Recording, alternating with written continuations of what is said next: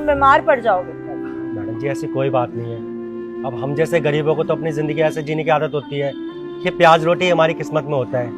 और हम यहाँ पर काम करते हैं, हमारी तनख्वाह ही कितनी है? मात्र 10,000 रुपये।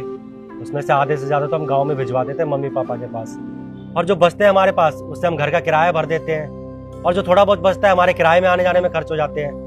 तो सच बात तो ये है कि हमारे पास सब्जी के लिए पैसे नहीं बचते हैं। बस इसीलिए मजबूरी में हमें प्याज रोटी खानी पड़ती है, वरना कौन इंसान चाहता है कि वो दिन रात मेहनत करे और ऐसे सूखी रोटी खाए। पर हमारी मजबूरी है ये। और आप चिंता मत करिए, हम बीमार नहीं पड़ेंगे और आपकी कंपनी का ख्याल अच्छे से रखेंगे। सनी, पर यहाँ बात कंपनी का ध्यान रखने की नहीं बल्कि तुम्हारी हेल्थ की है। अगर तुम प्याज रोटी खाकर ही खुश हो तो मैं कौन होती हूँ बोलने वाली। चलो ठीक है, तुम बैठो खाओ, चलो। जी अच्छा मैडम जी, चाबी दे जाइए, खाना खाने के बाद हम गाड़ी साफ कर देंगे। पर हाँ, रोटी खाने के बाद ही गाड़ी साफ करना। जी चलो। मैडम जी, गाड़ी की चाबी, गाड़ी साफ कर दी है मैंने। Thank you Sunny. सुनो सनी, मुझे माफ करना, वैसे तो गलती मेरी है कि मैंने अपने एम्प्लॉयज पे ढंग से कभी ध्यान ही नहीं दिया।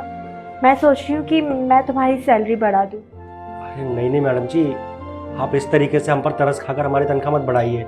हम खुश हैं अपनी 10,000 में। नहीं सनी, मैं तुम पे तरस नहीं खा रही हूँ, बल्कि मैंने कभी ये सोचा ही नहीं कि आज के टाइम पे एक इंसान का 10,000 में कैसे गुजारा हो सकता है। अब तुम अपनी फैमिली के लिए भी पैसे भेजते हो, तुम्हारी इतनी बड़ी फैमिली और अकेले कमाने वाले सिर्फ तुम हो, तो 10,000 में तो पॉसिबल ही नहीं है कि कोई इंसान अपना खर्चा चला सके। इसलिए मैंने सोचा कि मैं तुम्हारी सैलरी 20,000 कर दूं, जिससे तुम भी एक अच्छी लाइफस्टाइल जी सको और तुम अपनी फैमिली के लिए भी पैसे भेज सको। आपका बहुत बहुत धन्यवाद मैडम जी, जो आपने हम जैसे गरीब के बारे में इतना कुछ सोचा। आप नहीं जानती 20,000 रुपये से हमारी कितनी मदद हो जाएगी। हम अच्छे से यहाँ रह भी पाएंगे और गाँव में भी पैसे भेज सकते हैं। उससे हमारे माँ बाप का, हमारे बीवी बच्चों का अच्छा पालन पोषण हो जाएगा। मुझे थैंक यू कहने की कोई जरूरत नहीं है सनी, तुम काम ही इतना अच्छा करते हो, और अब मैं अपने एम्प्लॉय के बारे में नहीं सोचूंगी तो कौन सोचेगा। और हाँ सनी, अब तुम्हारी एक और ड्यूटी है, तुम्हें अब से कैंटीन में ही खाना खाना है। मैडम ये कैसी बातें कर रहे हैं आप? अगर ये खाना कैंटीन में खाएगा तो हम लोग कहाँ खाना खाएंगे? ठीक है, तो तुम्हारे लिए भी आज से एक और रूल है। आज से तुम अपने घर से ही खाना लेकर आओगे और कैंटीन में खाना नहीं खाओगे, समझे? Sorry madam. गुड।